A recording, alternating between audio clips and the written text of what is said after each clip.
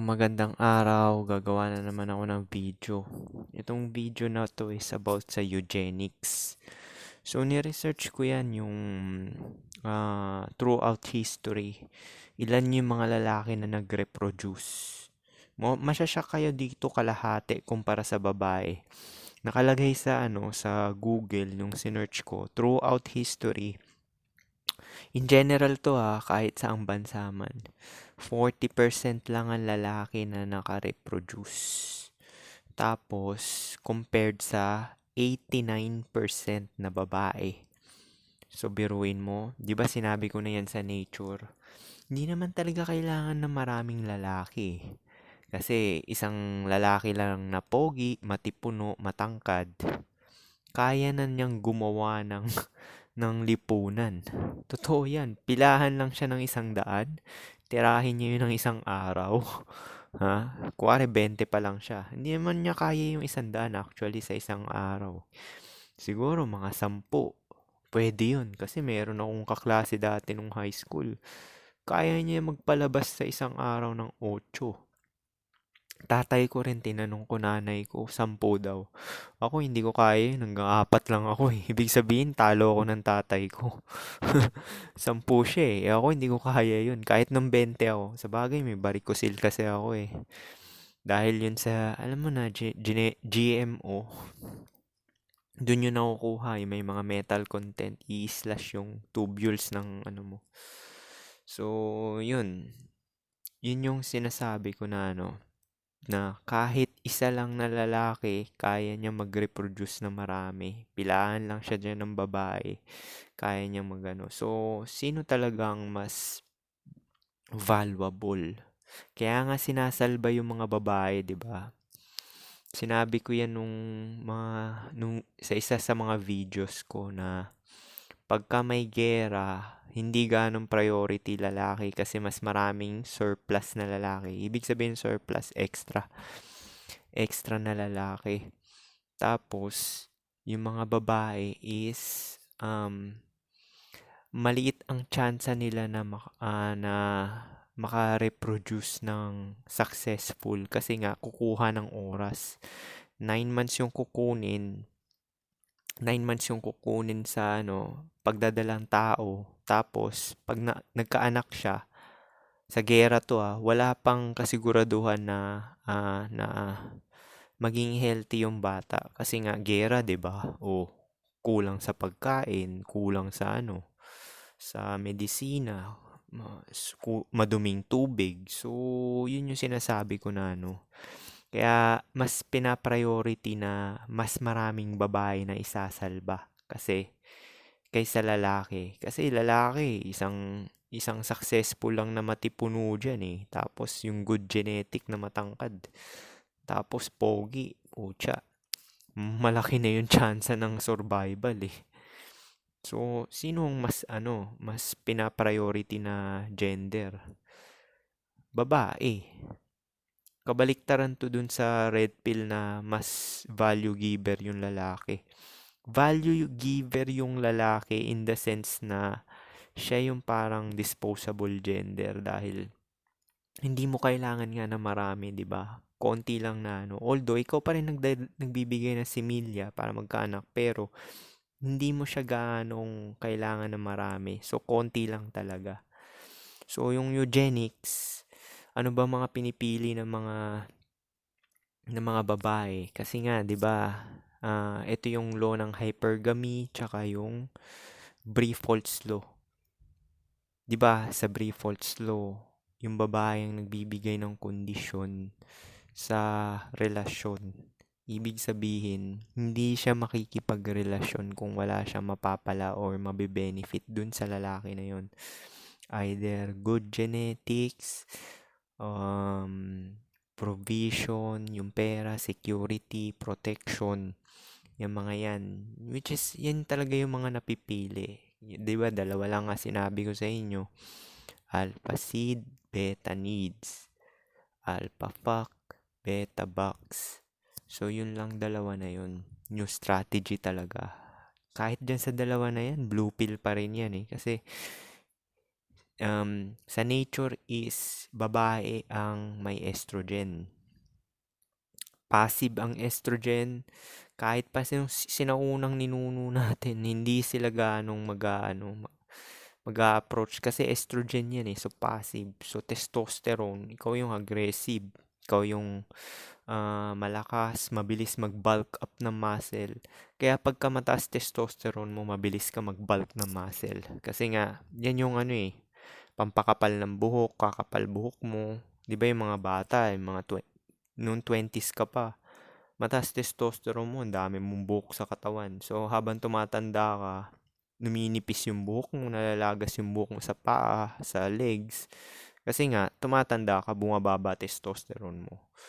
Tapos yung muscle mo kaya nga mag-start na kayo na mag-weightlifting, resistance, or calisthenics ng 20 pa lang kayo. Yung huminto na yung, kuwari 21, ganon. Ewan ko kung advisable sa below 20 yung pag-exercise. Pwede siguro mga calisthenics, push-ups. Pero yung wag yung talagang kasi baka maapektuhan yung growth eh. So yun, yung eugenics ngayon is social media na. 'Di ba? Dati pa naman 'yan talaga eh kasi nung panahon ko Yahoo Messenger pa lang ginagamit ko tsaka MySpace. Marami ako nade-date kasi nga MySpace pa lang, Friendster, pati yung mga pinopost yung mga number sa TV. Ang host nun si Iya Villania. DJ siya ng Channel V. So, ang tanda ko na, no? Sa bagay, 37 na ako eh. So, yun. Sa Channel V, may mga number doon. Kukunin mo yung mga number ng babae doon. Or, ipopost mo yung number mo. Tapos, syempre, pipiliin mo lang doon yung malapit sa'yo. Sa location mo. Kasi yung, nauso yun eh. Ewan ko kung naabutan nyo to. Yung name, age, sex, location. Yan yung sa television dati. NASL mo. Ano NASL mo? So, mga Gen Z, hindi nila to alam. Hindi nila to alam. Nandun yun sa chat. Tapos, naglo-load pa ako ng Unlitex para lang makapasok doon sa tube ng TV. Ano NSAL mo? May chat doon sa TV. Ngayon kasi Instagram na eh. So, mas mabilis na ngayon. So, noon, kung saan ako taga Mandaluyong ako, dumadayo pa ako sa Bulacan. Tapos yung na-meet up ko doon, ang pangit, so hindi ko tinira. Pero pinasok niya yun eh. Feeling ko yun talaga naka-divergenize sa akin. Kasi nga, parang naramdaman ko madulas. So pinasok niya yun eh, alam ko eh. Kinikis-kiss niya kasi yung niya eh. Nung 19 pa lang ako. So, yun yung marami ako nakakamit. Kaya dumami talaga tong ko, yung mga nakaka-date ko, 30 plus.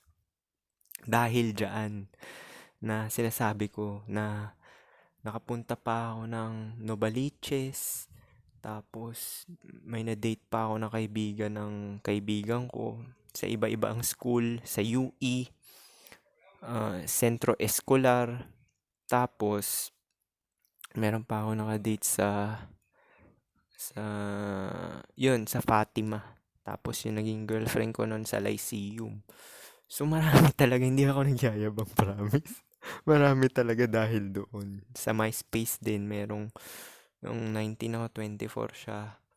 Nurse din siya. Binij lang ako nun kasi nga, marami ako mag-precam dati. So, natakot siya. Baka mabuntis ko siya. So, hindi niya ako pinagbigyan.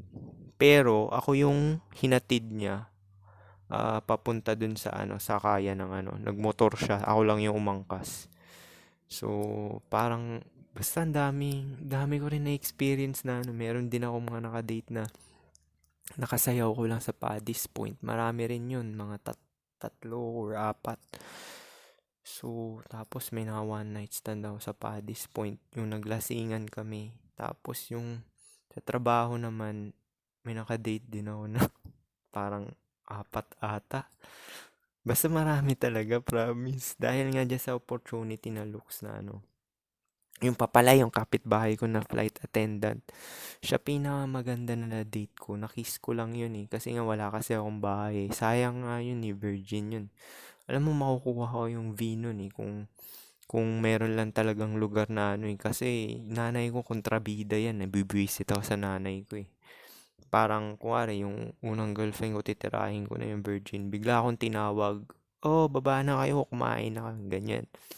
So, 'di bale, hindi na 'to para sa akin. Basta yun nga, dati pa yan. Ngayon lang nag-boom talaga dahil sa social media. Tapos sa social media age is, kita na yung picture. Sa MySpace nga lang din eh, kita na yung picture eh. Picture talaga yung mahalaga sa kanila. So, ngayon sa Instagram, kasi sa Instagram, yan yung number one dating site. So, sa Instagram is, kita yung lifestyle mo dun, yung kutis mo, yung pananamit mo, buhok mo. So, kita lahat doon. Tapos, doon na kayo magkaka-DM ng babae. Minsan, babae magdi-DM sa'yo kung ano. Pero hindi ko na-experience yun kasi wala naman ako, meron ako Instagram pero wala akong pinopost doon. So, ngayon kasi sa Gen Z, yun na yung dating site. Yung Tinder siya mga dating app, pang hook up lang yun, tsaka pang entertainment. Actually ngayon, entertainment na siya, hindi na siya gano sa hook up. Kasi parang yung mga tao dun, below sa looks. Talo na yung mga tao sa Bumble tsaka Tinder. Sa Instagram na talaga yung number one na dating apps. Tapos online na rin lahat. Pinabilis yung internet. Oh, eugenics talaga. Kaya nga maraming mga lalaki talaga may empty-handed eh. Dahil dyan sa social media age. Pero, hindi naman din ako nangangamba kasi maraming din naman babae na magiging single mother. Tapos, maraming babae na hindi siseryosohin. Kasi nga, mataas na body count ng 20 anyos ngayon. Tapos hanggang 25. So, dalawa kasi na split yan eh. May K-12 na kasi. So, merong ibang group ng babae yung nag-i-stemming. So, tatanda na rin yun. Siyempre, pagka nagpas ka na ng 25, babae ka. Magiging mapili ka na. So, unang-una, priority mo pa rin yung itsura, pero may pera na, may pang backup. Kaya yung mga 20s na lalaki, medyo nahihirapan kasi nga, ang hirap kumita ngayon, minimum lang talaga. Tapos sabay kaya nga ako pumunta dito dahil hindi ko talaga matiis magtrabaho sa Pinas dahil 5 days. Tapos kikitain ko 25 lang, 25 lang. Tapos ganito yung edad ko. Siyempre nagmamadali ka sa oras, maka-accumulate ka ng pera, at least 100k pataas man lang. Kikitain mo ng every month. Yun yung target mo. Siyempre, ilang taon na ba ako? Oh. So, mas mabilis talaga pumera sa abroad kasi 80 to 100 above yung kikitain mo. Take home na yun nalagas na yung pampagkain dun. So, yun nga. Social media age na yun. Tsaka, yan talaga yung mga napipili. Pogi, tapos sugar daddy. Kasi sa totoo lang, pagka yung babae pumatol sa'yo na matanda ka, sugar daddy ka na lang, or pang future security. Kaya naman pumapatol to mga sa akin eh. Alam ko naman yun. Hindi naman ako boboy. Kasi nararamdaman ko yun eh. Kaya naman talaga sila pumatol sa akin. Unang-una, okay pa yung looks ko. Pangalawa, yung profession ko sa pagiging nurse. So, social status pa rin yun. Kahit sabi mong introvert ka, may nakalagay sa pangalan mo, Filipino Black Pill, RN, nagtatrabaho sa ganyang hospital. So, parang status pa rin yun. Kahit sabihin mo man na dun ka nagtatrabaho. Nagamit ko rin yun sa Pilipinas eh. Actually, sa totoo lang eh. Kasi nga, di ba nga, pagka may status ka, respetado ka. Yung mga diploma tsaka yung mga board exam na ibig sabihin, ngayon, ngayon kasi mahalaga pa rin naman yun, yung may diploma ka. Kasi pagka wala kang diploma, tatanggapin mo lang is tagabuhat ng tubig, boy, taga-map dun sa Sogo, tagalinis ng bedsheet sa Sogo, sa mga hotel, yung mga ganyan, yan tatanggapin mo pag wala kang diploma. Mas maigi pa dumiploma ka na lang sa TESDA.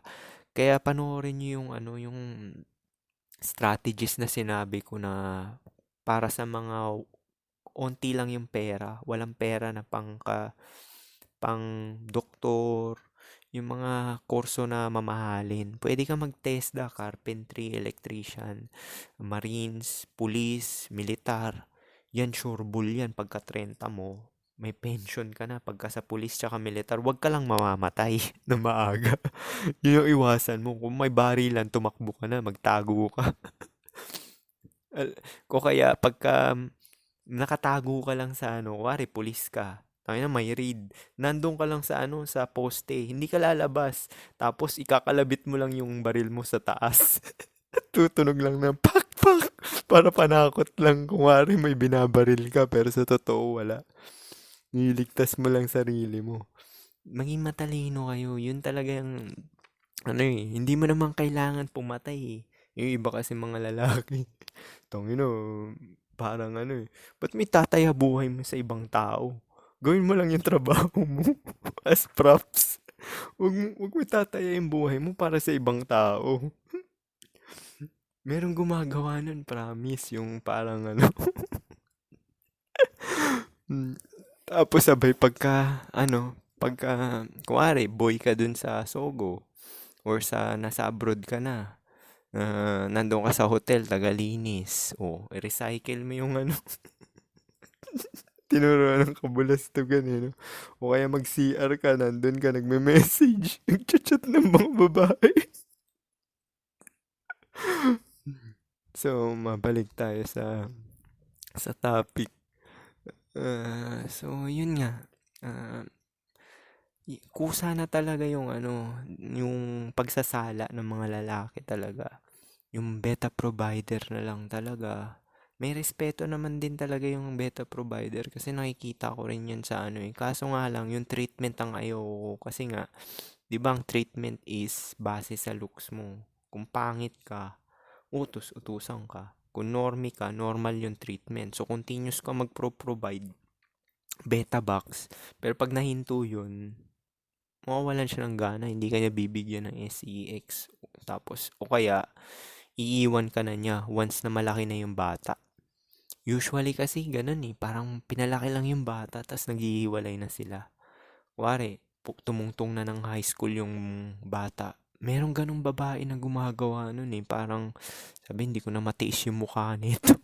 Tapos pinapasukan ako lagi. Niwalayan ko na nga to. Hindi ko na matim. Tapos, pagka habang tumatanda kayo, hindi ka na rin tinitigasan eh, di ba? Kung ari, 50-50 ka na. Tapos normie ka. Tayo, hindi na ako ginagalaw ng ano. May study pala nun. Mas malibog na pala yung mga menopause na babae. Actually, mas malibog talaga yung ano, babae. Kasi, biruin mo ikaw, saan ka ba naaaraw? Sa titi lang naman eh. Sa titi ka lang naaaraw. Babae. Naaaraos yan sa video, sa mukha mo. Makita yung pogi mong mukha, mababasa yan. Kalabitin mo yung utong ng babae. Tapos simasimasim yung dede. Lalabasan yan. Tapos kilitiin mo yung, gitarahin mo yung tinggil nila. Lalabasan na yan. Iba pa yung pasok ng edits mo. Pag pinasok mo yung edits mo, tapos mahaba yan, natatamaan yung ano nila, cervix. Yun yung sinasabi nila G-spot yun eh. Yun yung sa gilid ng cervix eh. So, pag natatamaan yun, dahil mahaba yung edits mo, so another na naman yan. Paano nyo sasabihin na ano, na hindi malibog babae?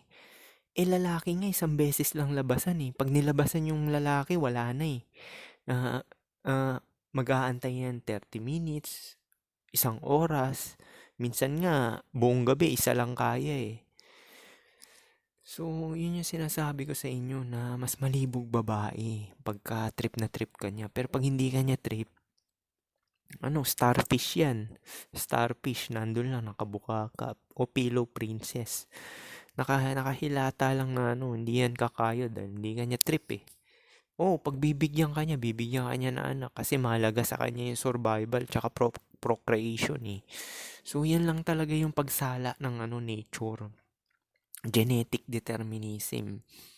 Tsaka yung mga 40% na lalaki na nakareproduce, biruin mo, kalahati, 40% lang. Ibig sabihin, yan yung mga 40% na lalaki na kasama na dyan yung pogi. Yung pogi. Actually, hindi rin ako naniniwala na yung pogi, ah, wala rin silang pera eh. Kasi, bakit, bakit maraming babae rin pumapatol sa pogi? May pera din yan kahit papaano. Sa Pinas to ha, kasi sa, sa Pilipinas kasi kahit pogi ka kung wala ka talagang pera, medyo mahihirapan ka na eh. Sa ngayon to ah. Pero meron pumapayag. Depende pa rin sa edad. Yung pang short term, yung kuwari pang Tinder, mga ganyan, Instagram. So, yun yung sinasabi ko na ngayon mas brutal ngayon kasi social media age. Tapos wala nang game na tumatalab din. Kasi nga, gasgas na lahat ng game, mga pick-up lines, kabulshitan. Kasi alam na ng babae yan na lahat lang ng lalaki habol is sex. Tapos, alam din naman na ng lalaki na lahat ng babae is habol lang ay pogi.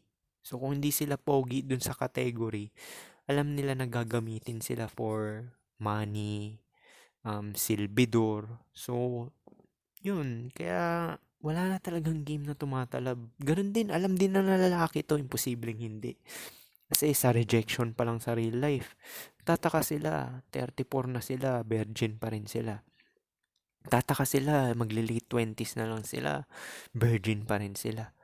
So, sa gusto ng mga lalaki, mabablackpill talaga sila. Kasi nga, biruin mo, kung hindi ka nakakakuha ng attraction sa totoong buhay, in real life, walang kinikilig sa'yo, or walang kumakausap sa'yo yung parang palagayan ng loob, pupunta ka ng online, di ba? So, pupunta ka ng online, tapos wala ka nakaka-match. So, dun pa lang talo na, di ba? Dun magkakaalaman na talaga, kaya maraming virgin ngayon sa Gen Z. Sinasabi ko sa inyo. Tsaka, nauso na ngayon na pumapatol yung babae sa sa mga kaedad ko eh. Basta yung okay pa yung genetic eh. Basta okay pa yung genetic, wag ka lang yung mapanot talaga ng todo. Kasi ako manipis na yung buhok ko, 'di ba? Pero pinapatulan pa rin ako kasi nga yung jawline, yung mata mo, yung ilong mo, yung lips mo, tapos may pang-backup ka pa yung profession mo. So, sa Gen Z malupit talaga ngayon eh kasi kailangan nila sugar daddy. Tapos yung pogi ka talaga, may tsura ka or high-tier normie ka lang naman. So talagang eugenic ngayon. Biruin mo, ito yung generation na tong Gen Z ang generation na mataas ang body count. Ito rin yung generation na maraming tattoo.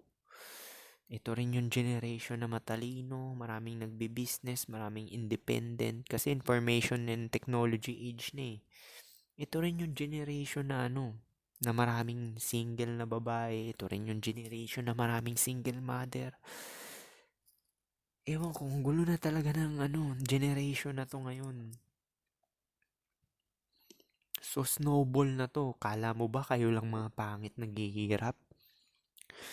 At least ikaw wala kang anak. Kahit pangit ka or normie ka na single, wala kang anak.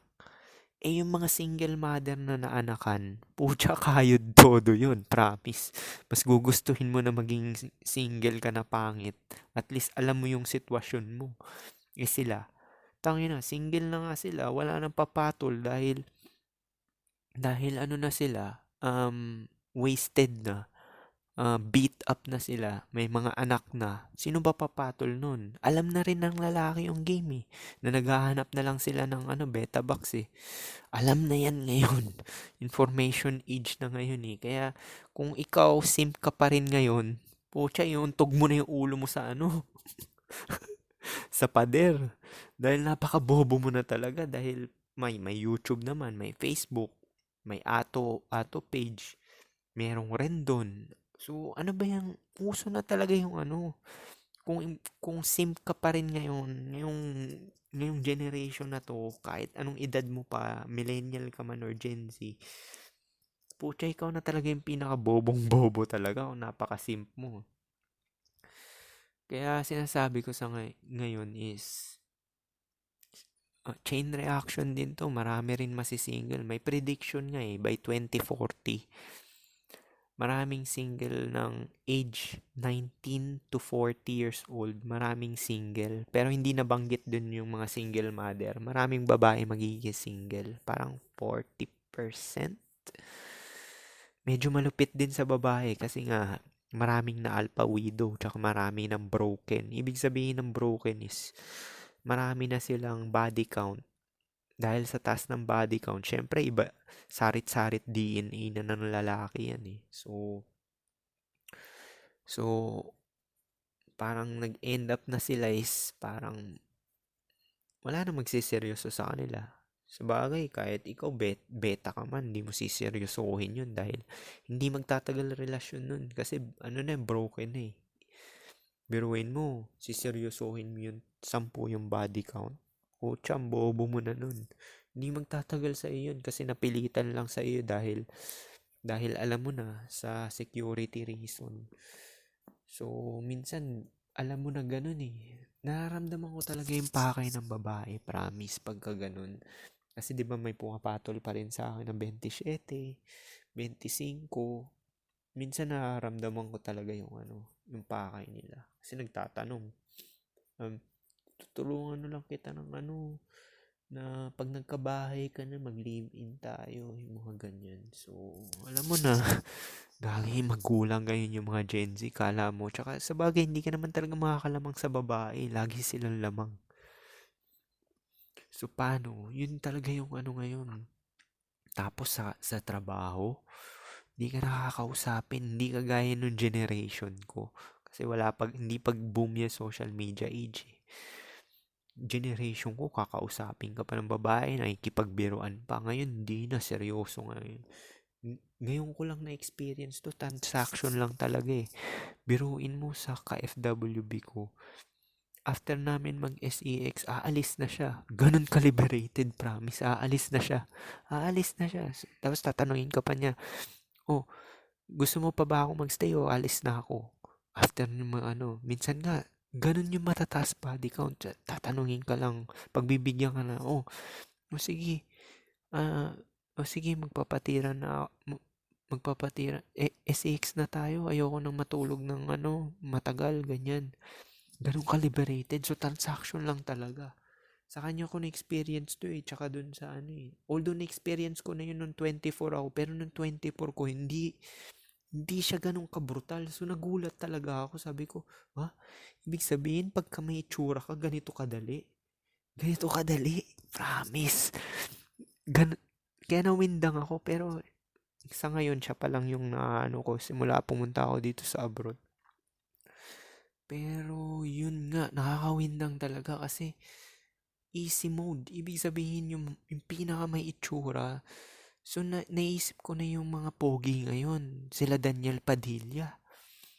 Kaya pala sa 11 years niya, kasi early millennial siya, 28 pa lang siya. Gen Z ngayon, 26 na. 2 years difference lang. Biruin mo sa ganun, ilan na yung mga natira nun? Baka marami na. Social media age na eh.